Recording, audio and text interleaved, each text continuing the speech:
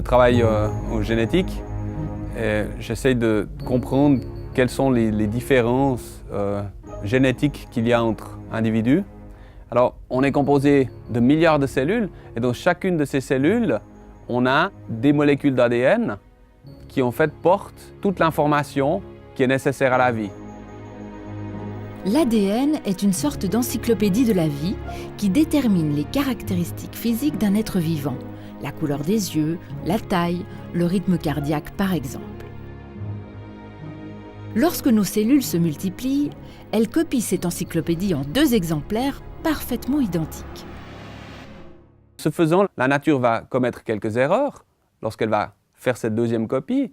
On peut imaginer que lors de la reliure de cette encyclopédie, on va rajouter une page, 2 fois la même page, ou 2 fois le même chapitre. Ou alors on va enlever un chapitre. Donc on a une grande diversité d'erreurs possibles.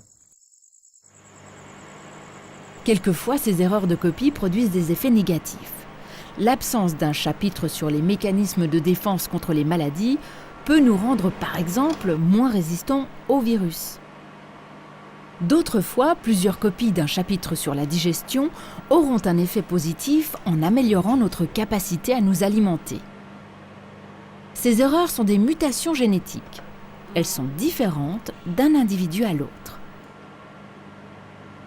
Moi, dans mon laboratoire, on essaie de comprendre en fait comment ces mutations, comment ces changements peuvent jouer un rôle dans la prédisposition ou la protection de maladies qui ont une part génétique. Par exemple, le diabète ou l'obésité. Et ceci, c'est un pas en avant parce que ça va nous donner, et ça va donner éventuellement à l'industrie pharmaceutique, des pistes sur lesquelles travailler pour trouver éventuellement dans le futur des thérapies contre le diabète ou l'obésité.